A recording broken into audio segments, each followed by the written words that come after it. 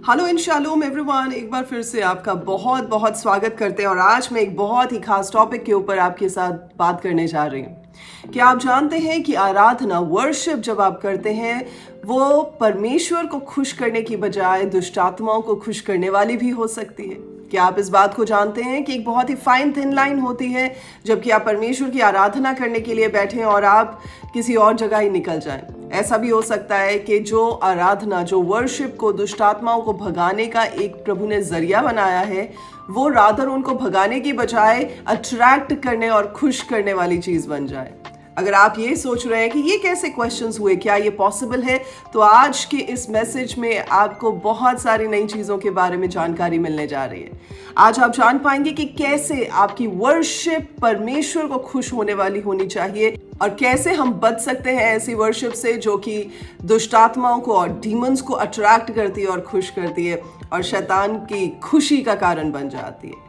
ज्यादा समय ना लगाते हुए मैं आपके साथ सबसे पहले ये शेयर करूंगी कि वर्शिप होती क्या है। देखिए, जब हम परमेश्वर की आराधना की बात करते हैं तो परमेश्वर के वचन में बहुत जगहों पर यह बात कही गई है कि आपकी आराधना परमेश्वर को खुश करने वाली होनी चाहिए। आपकी आराधना के साथ आप अपनी स्तुति के गीतों के साथ परमेश्वर की उपस्थिति में बैठते हैं।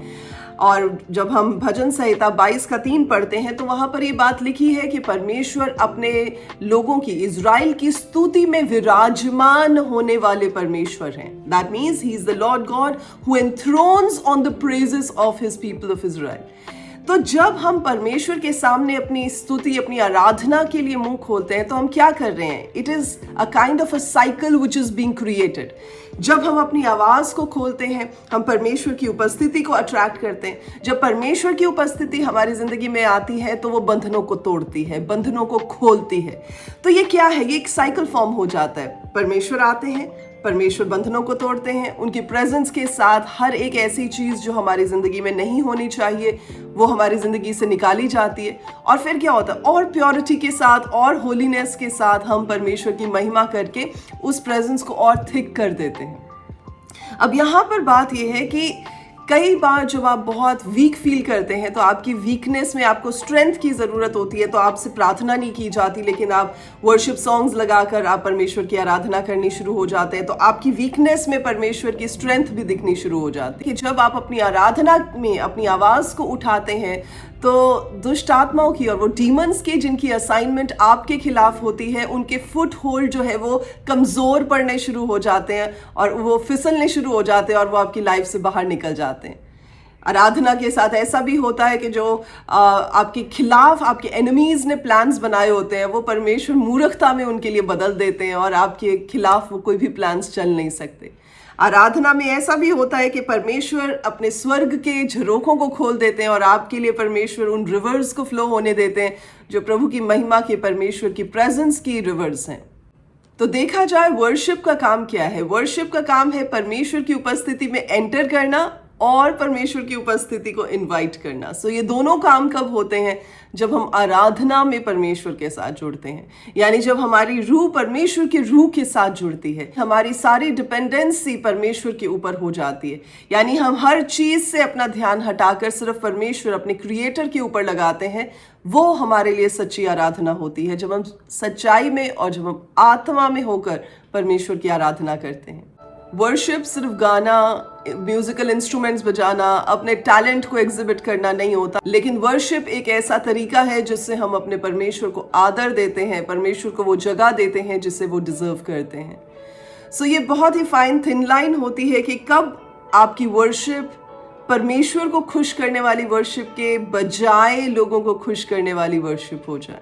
अगर तो आप वर्शिप टीम का हिस्सा हैं या आप खुद वर्शिपर हैं तो इन बातों को आप समझ सकेंगे और आप ध्यान से इन चीज़ों को नोट भी कर सकते हैं ताकि आपसे ये गलती ना हो। और अगर आप एक अच्छे विश्वासी हैं जिन्हें वर्शिप सॉन्ग सुनना, वर्शिप करना बड़ा पसंद है, तो आप भी इन चीज़ों का ख्याल रख सकते हैं ताकि आपसे ये गलती ना हो सके। देखिए, एक्चुअली हर एक इंसान एक वर्शिपर बनाया गया है। He is been created as a worshipper. मैं कई बार किन्हीं कॉन्फ्रेंसेस में जब स्पेशली यूथ को एड्रेस कर रही होती तो मैं इस बात को कहती हूँ, या तो आप परमेश्वर की महिमा कर रहे होंगे, या तो आप परमेश्वर को सराह रहे होंगे, नहीं तो आप खुद को, अपनी चीज़ों को, अपने टैलेंट्स को, अपनी खूबसूरती को निहार रहे होंगे। यानी कि इंसान ऑलरेडी एक वर्शिपर बनाकर भेजा गया है, उसके अंदर वो एट्रीब्यूट्स हैं जिससे वो किसी ना किसी चीज़ को निहारता है। आपने नोटिस किया होगा कि कई बार जो चीज़ आपके पास नहीं होती, आप दूसरे की लाइफ में देखें तो आप कैसे रश करते हैं उस चीज़ को लेकर, आप कैसे उस चीज़ के लिए डिज़ायर करते हैं और आप कहते हैं वाह कितनी प्यारी चीज़ है, वाह। यानी that is already in you. That means to appreciate something, या किसी चीज़ को सराहना, या किसी चीज़ को निहारना, या किसी चीज़ को ऊंचा करना, ये ऑलरेडी इंसान की फितरत में डाल दिया गया है। सो या तो इंसान परमेश्वर को वर्शिप कर रहा होगा, या फिर वो दूसरी चीज़ों को वर्शिप कर रहा होगा। और जब हम वर्शिप करते हैं, हम अपनी वीकनेस के ऊपर परमेश्वर से जय पाते हैं और परमेश्वर की सोवरेनिटी, परमेश्वर के जो एक्चुअल रूप है उसे बढ़ने का मौका देते हैं। और एक चीज और बड़ी पावरफुल है जब आप इस बात को समझे, इब्रानियों की किताब में लिखा हुआ है चैप्टर नंबर 12 की 22 आयत से 24 आयत तक, उसमें ये बात लिखी है कि जब हम वर्शिप करते हैं तो हम परमेश्वर के वर्शिप उन स्पिरिचुअल रैलम्स में जुड़कर करते हैं जिसमें स्वर्गदूत भी मौजूद होते हैं। यानी कि आप स्वर्गीय स्थानों का हिस्सा बन जाते हैं जब आप परमेश्वर की आराधना करते हैं। वाह, यानी कि ये कितनी पावरफुल चीज है जो किसी भी विश्वासी की, किसी भी बिलीवर की लाइफ में होनी इंपॉर्टेंट है। और जबकि वर्शिप ही की बात हो रही है तो मैं इस बात को नज़रअंदाज नहीं करना चाहूंगी कि जब राजा यहोशाफत के ऊपर एमोनाइट्स ने और मोआबाइट्स ने और जो माउंट सीयर के लोग हैं उनकी आर्मीज ने हमला कर दिया था, तो वो कैसे घबरा गया था, कैसे डर गया था। लेकिन जब आप सेकंड क्रॉनिकल्स में, दूसरा इतिहास में पढ़ते हैं 20 के 22 में, आप देखते हैं कि उसने क्या किया। उसने परमेश्वर की वर्शिप करने वाले, परमेश्वर के आगे गुणगान करने वाले लोगों की अलग से टीम खड़ी कर दी और उन्हें अपनी आर्मी के आगे भेजा। जब उन्होंने अपनी आवाज़ों को बुलंद किया, जब उन्होंने गाना शुरू किया, तो हम देखते हैं कि कैसे परमेश्वर ने उन्हीं आर्मीज जो उसके खिलाफ खड़ी हुई थी उनके बीच में ही ऐसी कंफ्यूजन क्रिएट कर दी कि उन्होंने आपस में एक दूसरे को मारना शुरू कर दिया। और बाय द टाइम ये लोग वहां पर पहुंचते हैं तो इन्हें लड़ाई लड़नी ही नहीं पड़ी। क्यों? क्योंकि परमेश्वर ने इनके लिए लड़ाई लड़ ली थी। तो देखिए, जब आप वर्शिप करते हैं तो आप स्पिरिचुअल रैलम में बहुत सारी चीज़ों को इनिशिएट करते हैं, बहुत सारी चीज़ों को शुरू करते हैं और बहुत सारी चीज़ों को परमेश्वर को ख़त्म करने का मौका भी देते हैं। वो लड़ाइयाँ जिन्हें आप फिजिकली नहीं लड़ सकते हैं, उन लड़ाइयों को आप स्पिरिचुअली लड़ते हैं अपनी वर्शिप के दरमियान। उन बातों को जिन्हें आप यहाँ पर हैंडल नहीं कर सकते हैं, उस विजडम को जिसे आप यहाँ पर नहीं पा सकते, जब आप वर्शिप, जब आप प्रेज करते हैं परमेश्वर की, तो उन चीज़ों को आप परमेश्वर से पाते हैं और उन्हें आप अप्लाई भी कर सकते हैं और आप अपनी जीत को भी देख सकते हैं। तो ये तो रही बात वर्शिप की। अब हम आते हैं एक्चुअली आज के इस मुद्दे पर कि वर्शिप कब सिंफुल हो सकती है। सबसे पहली चीज जो हमें ख्याल रखने की जरूरत है वो ये है कि जब हम वर्शिप में वर्शिपर्स को वर्शिप करना शुरू हो जाते हैं, जब हम आराधना करने वालों को आइडलाइज करना शुरू हो जाते हैं और हमारे लिए वो ही सब कुछ हो जाते हैं, तब हम अपनी वर्शिप को पापमय, सिंफुल डायरेक्शन में ले जा सकते हैं। कई बार आपने देखा होगा कि वर्शिप करने वाले लोग बहुत टैलेंटेड होते हैं, बहुत अच्छे से वो म्यूजिकल इंस्ट्रूमेंट्स बजा सकते हैं, और होता क्या है कि बजाय इसके कि आपका ध्यान परमेश्वर की ओर जाए, आपका ध्यान उनकी ओर जाता है। आपको उनके कपड़े, उनकी आवाज़, उनका साज, उनकी स्किल, उनकी बातें इतनी अच्छी लगती हैं कि आपका ध्यान और किसी चीज़ में जाता ही नहीं है। आप बस इस बात के लिए खुश होते हैं कि आपने उन्हें आमने सामने देख लिया है। आप बस इस बात के लिए खुश होते हैं कि आपने उनकी कॉन्सर्ट या आपने उनकी मीटिंग अटेंड कर ली है, और आपको कुछ नहीं फ़र्क पड़ता है। आपको सिर्फ ये फ़र्क पड़ता है कि मैंने उनको देखा, मैंने उनसे बात की, मैंने उनके साथ तस्वीरें खिंचवाई, उनके गीतों को सामने बैठकर सुना है। देखिए, it is good to give God the glory. परमेश्वर को महिमा देनी जरूरी है उनके टैलेंट्स के लिए जो कि प्रभु ने उन्हें दिए हैं। लेकिन जब हमारा ध्यान परमेश्वर पर से हटकर परमेश्वर की आराधना करने वाले के ऊपर चला जाता है, तब आराधना पापमय हो जाती है। तो ऐसी आराधना परमेश्वर रिसीव नहीं करते, परमेश्वर एक्सेप्ट ही नहीं करते। और जो चीज़ परमेश्वर एक्सेप्ट ही नहीं करेंगे, उस चीज़ का आपको फायदा क्या होगा? तो जब ऐसी सूरत में, जहाँ की वर्शिप करने वाले को लोग एक बहुत ऊंचा मुकाम दे देते हैं और परमेश्वर को भूल जाते हैं, वहाँ पर आपकी आराधना परमेश्वर स्वीकार नहीं करते। इसलिए अपने आप को इस फीलिंग में जीना गलत है कि हमने तो बड़ी आराधना की। एक्चुअली आपने आराधना नहीं की, एक्चुअली आप सिर्फ सिंगिंग करके वापस आ गए। ऐसा भी हो सकता है कि आपकी आवाज़ इतनी अच्छी नहीं है, इसलिए जब आप दूसरों को देखते हैं तो आपको वो बहुत बढ़िया लगते हैं। यकीन मानिए कि जब आप दिल से, आप रूह से दुआ करेंगे और परमेश्वर के सामने अपने आवाज़ को खोलेंगे तो परमेश्वर आपकी वर्शिप को भी उतना ही रिसीव करेंगे जितना कि किसी और की वर्शिप को। दूसरी रीज़न जहाँ पर कि आराधना वर्शिप सिंफुल हो जाती है वो वहाँ है जबकि आप परमेश्वर से बार्टर सिस्टम में काम करते हैं। अब ये बार्टर सिस्टम क्या होता है? पुराने ज़माने में जब आप किसी को कोई चीज़ देते थे तो वो बंदा आपको उसके एवज़ में कुछ देता था। जैसे मान लीजिए अगर जूते बनाने वाले के पास आपने कोई चीज़ दी और आप जो है डेयरी प्रोडक्ट्स रखते हैं तो आप उसको अपना डेयरी प्रोडक्ट्स देंगे और वो आपको जूते देगा। तो बार्टर सिस्टम मतलब आप किसी चीज़ की एक्सचेंज में किसी को कुछ दे रहे हैं।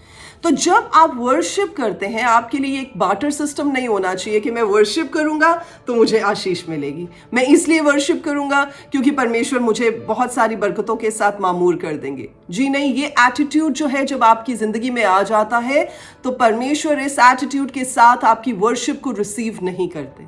तो आप ये मत सोचे कि हाँ मैं इसलिए आज प्रार्थना में बैठ रही हूँ या बैठ रहा हूँ क्योंकि मुझे प्रभु से तो बहुत सारी चीज़ें चाहिए, मैंने तो अपनी विश लिस्ट आज परमेश्वर के सामने रखनी है तो इसलिए मैं जो है आज ज़्यादा टाइम वर्शिप में लगाऊंगा। जी नहीं, इसके साथ आपको कोई फ़ायदा नहीं होगा।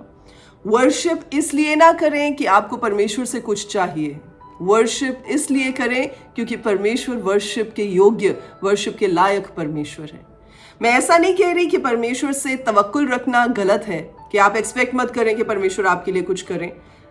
वो परमेश्वर पिता है, वो आपके लिए कुछ भी कर सकते हैं और वो खुश होके एक्चुअली आपके लिए कुछ ज़्यादा करना चाहेंगे और उनका हाथ ऐसा छोटा नहीं हो गया कि आपकी ज़रूरतों को, आपकी ख्वाहिशों को पूरा ना कर सके। लेकिन जब आप ये सोच कर काम करते हैं, फॉर एग्जाम्पल अगर आप अपने बच्चों से ये एक्सपेक्ट करते हैं कि वो आपका आदर करें, वो आपको ऑनर करें, आपकी रिस्पेक्ट करें, आपकी बातों को लेकर ओबीडियंट हो, सडनली आप एक दिन देखें वो सारी चीज़ों में बहुत बढ़िया हो गए हैं, वो इसलिए अच्छा बिहेवियर रख रहे हैं क्योंकि उन्हें आपसे किसी चीज़ की एक्सपेक्टेशन है, तो आपको कैसा लगेगा? आप चाहते हैं कि आपके बच्चे अच्छे हों, ओबीडियंट हों, आपकी तरफ आदर रखें, लेकिन जब वो किसी एक चीज़ की एक्सपेक्टेशन की वजह से कि मम्मा अगर मैं आपका आदर करूंगा तो मुझे ये मिलना चाहिए, तो आपको कैसा लगेगा? ऑब्वियसली आप अपने हाथ को मूव नहीं करेंगे। सिमिलरली जब परमेश्वर अपने हाथ को मूव करना चाहते हैं तो वो इसलिए नहीं मूव करते क्योंकि आप वर्शिप कर रहे हैं, आप करना चाह रहे हैं, इसलिए करते हैं क्योंकि परमेश्वर आपसे प्यार करते हैं। और जब प्रभु देखते हैं कि आप सच्चाई में होकर परमेश्वर की आराधना कर रहे हैं, आप बिना कुछ देखे, बिना कुछ सोचे, बिना कुछ जाने, बिना कुछ पाने की उम्मीद रखकर परमेश्वर को महिमा दे रहे हैं, तो परमेश्वर का हाथ जो है वो ऐसे मूव करेगा जो आपकी एक्सपेक्टेशन से, आपकी समझ से, आपके मांगने से भी बहुत ऊंचा और बहुत परे हो गए। तीसरी जगह जहाँ पर कि वर्शिप सिंफुल हो जाती है, परमेश्वर को ना खुश करने वाली हो जाती है, वो तब है जब आप भूल जाते हैं कि एक्चुअली आप वर्शिप कर किसकी रहे हैं। देखिए कई बार आपने नोटिस किया होगा कि आप किसी अच्छी जगह पर जाते हैं जहाँ पर परमेश्वर की आराधना बहुत अच्छी हो रही होती है, तो आराधना के बाद लोग क्या कह रहे होते हैं? Oh the music was so good, oh उन्होंने कितना अच्छा गाया, साउंड सिस्टम कितना बढ़िया था, माहौल कितना बढ़िया था। देखिए जब आप भूल जाते हैं कि आप किसकी महिमा कर रहे हैं तो उस महिमा का कोई फायदा नहीं है। रादर ये सब चीज़ें आपको अशर करनी चाहिए, ये आपको पुश करनी चाहिए कि आप परमेश्वर की प्रेजेंस में और मजबूती के साथ जा सकें। लेकिन जब आप सिर्फ वहीं पर जाकर रुक जाते हैं कि जब आसपास की चीज़ें आपको बड़ी अच्छी लगती हैं और ये आपके लिए एक डिस्ट्रैक्टिंग चीज़ बन जाती है, तो परमेश्वर इस वर्शिप को रिसीव नहीं करते हैं। और जब परमेश्वर रिसीव नहीं करेंगे तो आपको उसका कोई फ़ायदा नहीं होने वाला, चाहे आप 2 घंटे, चाहे आप 4 घंटे बैठकर उस म्यूज़िक के माहौल को एंजॉय करें या उसमें जाकर आप टाइम स्पेंड करें। सो आपको ये याद रखना ज़रूरी है कि आप किसकी महिमा कर रहे हैं और क्यों कर रहे हैं, ताकि आप उस वर्शिप की कड़ी के साथ परमेश्वर के साथ जुड़े रहें। और इस चीज़ को भी आप याद रखें कि जब आप वर्शिप में आते हैं, आपकी सोच, आपका फोकल पॉइंट, आपकी प्रायोरिटी कुछ और नहीं होना चाहिए। आपकी प्रायोरिटी परमेश्वर होने चाहिए। आप इसलिए परमेश्वर की उपस्थिति में आए हैं क्योंकि प्रभु ने आपको अलाउ किया है कि आप उस जगह पर आकर परमेश्वर की महिमा कर सकें जहां पर परमेश्वर की नजदीकी में प्रभु के करोड़ों करोड़ों स्वर्गदूत प्रभु की महिमा करते हैं। तो आपकी जो भी प्रेजेस हैं, आपकी जो भी महिमा है, आपकी जो भी वर्शिप है, वो सिर्फ केंद्रित होनी चाहिए, सेंट्रलाइज्ड होनी चाहिए, और वो होने चाहिए परमेश्वर और कोई भी नहीं। ना वर्शिप करने वाले, ना म्यूजिशियंस, ना माहौल, ना आसपास का कोई भी पैरामीटर, पर सिर्फ प्रभु आपकी वर्शिप का सेंटर पॉइंट होने चाहिए। चौथी चीज कि जब आप आत्मा में और सच्चाई में होकर वर्शिप नहीं करते हैं, देखिए अभी तक जितनी बातें हम डिस्कस करते आए हैं वो इस चीज की कॉन्शियसनेस को लेकर है कि आप सही में आराधना कर रहे हैं कि नहीं कर रहे, आपका ध्यान किधर है, आप किसके ऊपर केंद्रित है। लेकिन अब जो बात मैं करने चाह रही हूँ वो ये है कि अगर आप आत्मा में, रूह में और सच्चाई में दुआ नहीं करते हैं, आराधना नहीं करते हैं, तो परमेश्वर उस वर्शिप को रिसीव नहीं करते हैं।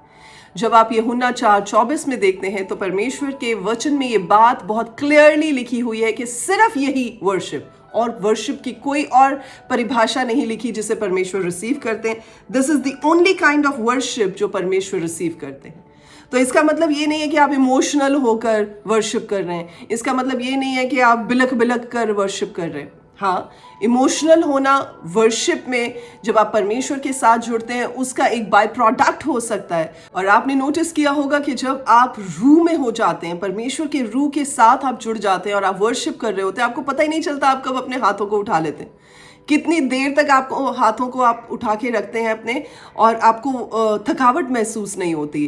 कितनी देर तक आप क्लैप करते हैं और आपको थकावट महसूस नहीं होती। कितनी देर तक आप खड़े रहते हैं और आपको ऐसा नहीं लगता कि इट इज़ अ बर्डन। लेकिन जब आप अपने हाथों को उठा के और आप दिखावे के लिए करेंगे या आप हिपोक्रेसी को शो करते हुए करेंगे तो आप थक जाएंगे। आपको लगेगा अच्छा लोगों को पता लगना चाहिए कि मैं कितनी देर हाथों को खड़ा करके आराधना कर सकता हूँ। तो ये सच्चाई में और रूह में करी जाने वाली आराधना नहीं है। देखिए, जब हम सच्चाई की बात करते हैं यानी कि जो आपके अंदर है परमेश्वर उसे देख सकते हैं, जो आपके अंदर चल रहा है परमेश्वर उसे भाप सकते हैं, जो आपके अंदर हो रहा है परमेश्वर की उस पर खास नजर है। तो जब हम सच्चाई की बात करते हैं, जो आपके अंदर है ठीक उसी को आप रेप्लिकेट करते हैं। वो सच्चाई है जिसके साथ आप परमेश्वर की आराधना करते हैं। आप इस बात को कह सकते हैं कि कई बार पास्टर नहीं तो we don't even feel like worshipping. It's okay to start in flesh. आप शरीर में स्टार्ट कर सकते हैं, लेकिन जब आप रूह में होंगे तो आपको शरीर की ओर से धक्का लगाने की जरूरत नहीं पड़ेगी।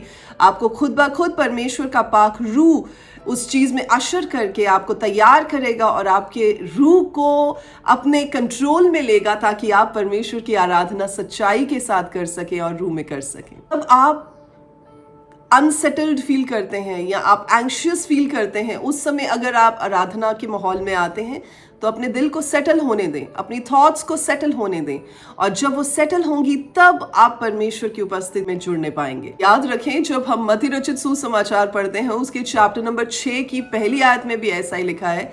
प्रार्थना की बात की गई है कि लोगों को दिखावे के लिए प्रार्थना मत करें। देखिए, आराधना की भी यही बात है, दिखावे के लिए कुछ मत करें, लेकिन जो आपके अंदर से उड़ेला जाता है, जो आपके अंदर से उमड़ कर आता है, उसे परमेश्वर के सामने चढ़ाएं। परमेश्वर के सामने फर्जी चीज़ों को और शो ऑफ वाली चीज़ों को मत करें, बिकॉज परमेश्वर को ये बिल्कुल पसंद नहीं है, और ये प्रभु को पसंद करने के बजाय लोगों को पसंद करने वाली चीज़ें बन जाती हैं। पांचवी चीज़ कि कब आपकी आराधना डायरेक्शन चेंज कर लेती है, वो तब है जब आप अपना फोकस परमेश्वर से हटाकर ऑडियंस की तरफ ले आते हैं। ये खास तौर पर उन लोगों के लिए है जो खुद वर्शिप में लोगों को लीड करते हैं। जितने ज़्यादा आप टैलेंटेड होंगे, जितने ज़्यादा आप अपने साज को, अपनी आवाज़ को अच्छे से इस्तेमाल करना जानते होंगे, उतना ही आसान होता है लोगों को खुश करना, उतना ही आसान होता है डिस्ट्रैक्ट होना ताकि लोग आपको देखें। आपका ध्यान इस बात में होगा लोग झूम रहे हैं, लोग नाच रहे हैं, लोग खुश हो रहे हैं, क्या लोगों को मैं इम्पैक्ट कर पा रहा हूँ, क्या मैं लोगों को जोड़ पा रहा हूँ। तो उससे क्या होगा, आपका फोकस जो है वो परमेश्वर से हटकर ऑडियंस, परमेश्वर से हटकर लोग हो जाएंगे, और इस टाइप की आराधना परमेश्वर रिसीव नहीं करते हैं। पर इसका ये भी मतलब नहीं है कि आप ध्यान ना दें। Obviously you have to be sensitive to the spirit of God. आपको उस समय परमेश्वर के सेंसिटिविटी में होकर परमेश्वर की पवित्र आत्मा की आवाज़ को सुनकर अपने आप को वो चैनल बनाना है जहां पर आप परमेश्वर की प्रेजेंस को इनवाइट करने वाले इंसान ठहर सकें। सो इसलिए इट इज़ वेरी सटल, ऐसा नहीं है कि एकदम हो जाता है, इट इज़ वेरी सटल। और धीरे धीरे जब आप उस डिस्ट्रैक्शन को नज़रअंदाज करते जाते हैं तो एक समय ऐसा आता है कि आप लोगों को खुश करने वाले हो जाते हैं और आप भूल जाते हैं कि आप आराधना किसकी कर रहे हैं। सो इस बात को बहुत ध्यान से जो है मेजर कीजिए और इसका खास तौर पर ध्यान रखिए ताकि आप अपने रास्ते से भटके ना जा सकें।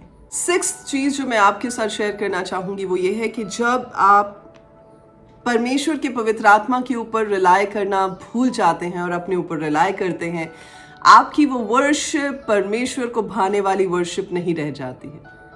हमें एक बात को ध्यान रखने की ज़रूरत है, चाहे वो वर्शिप है, चाहे वो वचन है, वो तभी लोगों की ज़िंदगियों को बदलेगा जबकि वो परमेश्वर की ओर से होगा। आप अच्छे ओरेटर हो सकते हैं, अच्छा बोलने वाले हो सकते हैं, लेकिन जब तक आपके वर्ड्स जो हैं वो लोगों की ज़िंदगियों को नहीं तब्दील करेंगे उसका कोई फ़ायदा नहीं है। It is as good as a motivational speech.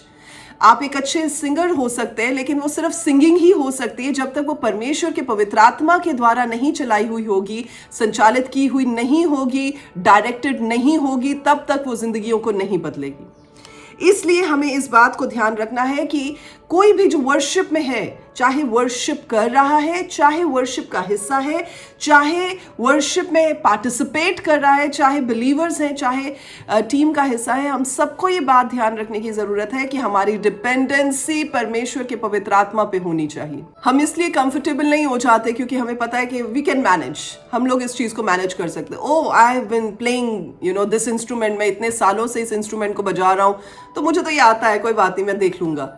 ये एटीट्यूड नहीं होना चाहिए। आपका एटीट्यूड होना चाहिए कि परमेश्वर आपकी लीडिंग के अंडर मैं ये काम कर सकूं, बिकॉज यहाँ पर मैं अपने स्किल का प्रदर्शन करने नहीं आया, लेकिन मैं आपकी ओर से रूहों को बदलने आया हूँ। मैं उनकी ज़िंदगियों में एक आपका इम्पैक्ट डालने के लिए आया हूँ और मैं चाहता हूँ कि आप मेरी रहनुमाई करें ताकि मैं उस काम को आप में होकर फेथफुली कंप्लीट कर सकूं जिसके लिए आपने मुझे इस प्लेटफॉर्म पर खड़ा किया है। तो आपका अच्छा गाना, आपका अच्छा बजाना, आपका अच्छी बातें करना किसी काम का नहीं है अगर वो जिंदगियों को नहीं बदलता। तो इसलिए जब तक आप अपने आप पर रिलाय करेंगे, आपकी वर्शिप परमेश्वर रिसीव नहीं करेंगे।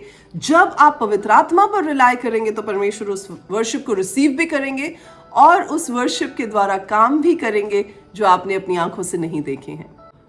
और सातवीं और again a very important thing कि जब आपकी वर्शिप सिर्फ लिमिटेड रहती है स्टेज तक, या आपकी वर्शिप लिमिटेड रहती है संडे सर्विस तक या चर्च तक या मीटिंग्स तक, तो वो वर्शिप परमेश्वर रिसीव नहीं करते हैं।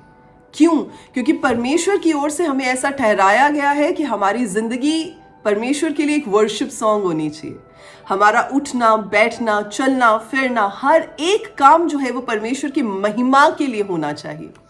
और जब आप कोलोशियंस का चैप्टर नंबर 3 वर्स नंबर 17 पढ़ते हैं कि जो कुछ तुम करते हो प्रभु यीशु मसीह के नाम में करो और पिता का धन्यवाद देते हुए करो, यानी everything should be directed towards giving thanks and glory to the lord. तो इस बात को ध्यान रखें कि आपकी अगर ज़िंदगी में आप स्टेज पर एक बहुत अच्छे इंसान है, उम्दा बंदे हैं, लेकिन स्टेज से नीचे या स्टेज के बाद आप एक अलग इंसान है, तो वो वर्शिप परमेश्वर रिसीव नहीं करते। अगर आप स्टेज पर बहुत अच्छा जो है वो परफॉर्म कर लेते हैं, लेकिन उसके साथ आपकी ज़िंदगी में कोई असर नहीं हुआ जो आपको बेहतर बना सके, उस वर्शिप का कोई फ़ायदा नहीं। तो ये वर्शिप जो है ये प्रभु को खुश करने वाली वर्शिप नहीं है, ये विरोधी को खुश करने वाली वर्शिप है, जिसके साथ वो इस बात के लिए खुश होता है कि कुछ होना तो है नहीं है, कुछ बदलना तो है नहीं है, ना तो इस बंदे का और ना ही इसके साथ जुड़े हुए किसी बंदे का। तो वो बहुत आराम से रहता है, वो आपके ऊपर अटैक नहीं करेगा। क्यों? क्योंकि उसको पता है कि आप तो उसी की हेल्प कर रहे हो। सो इसलिए आपको ये जानना जरूरी है कि आपकी जिंदगी वर्शिप की जिंदगी, आपकी जिंदगी आराधना और प्रार्थना की जिंदगी होनी चाहिए। और सिर्फ तभी नहीं होनी चाहिए जब लोग आपको देखते हैं, लेकिन हमेशा होनी चाहिए चाहे लोग आपको देख रहे हैं या नहीं, इस बात को जानते हुए कि परमेश्वर आपको हर समय देखते हैं। आमीन। सो आज इन 7 पॉइंट्स के साथ मैं आपको इनकरेज करना चाहती हूँ कि आप ये गलती मत कर बैठें। जब आप आराधना के समय में आते हैं, आप जानने पाएं कि आपकी आराधना किस लेवल पर है और किस जगह पर है, और आप जिनके साथ आराधना कर रहे हैं उन्हें आप पहचान पाएं, क्योंकि परमेश्वर का वचन बताता है कि टेस्ट एवरी स्पिरिट, हर एक आत्मा की परख करो। तो जो इंसान आत्मा में मूव करता है वो जान पाता है कि क्या सही हो रहा है, क्या गलत हो रहा है, क्या सच हो रहा है और क्या मुखौटे के पीछे हो रहा है। तो इसलिए आप जब हर समय परमेश्वर के पवित्र आत्मा की हजूरी में रहेंगे तो आप इन चीज़ों को समझ पाएंगे और आप इन चीज़ों को डिज़र्न कर पाएंगे। और जब डिज़र्न कर पाएंगे तो आप सही डायरेक्शन में भी चलने पाएंगे। आज के लिए बस इतना ही, और मैं चाहती हूँ कि आप इस बात को जो आज मैंने आपके साथ शेयर की है ध्यान से सुने और ध्यान से इसके ऊपर काम करें, ताकि आप जब भी वर्शिप करें आपकी वर्शिप परमेश्वर के सामने उम्दा हो और परमेश्वर को खुश करने वाली वर्शिप हो। अगर आप भी परमेश्वर की वर्शिप में जुड़ना चाहते हैं और आप अगर किसी भी कलीसिया का हिस्सा नहीं है तो आप हमारे साथ मूविंग द माउंटेन अपॉस्टोलिक चर्च में संडे सर्विस में शामिल हो सकते हैं। आराधना का हिस्सा बने, वचन सुने और परमेश्वर में अपनी जिंदगियों को प्रभु की ओर से ट्रांसफॉर्म होते हुए देखें।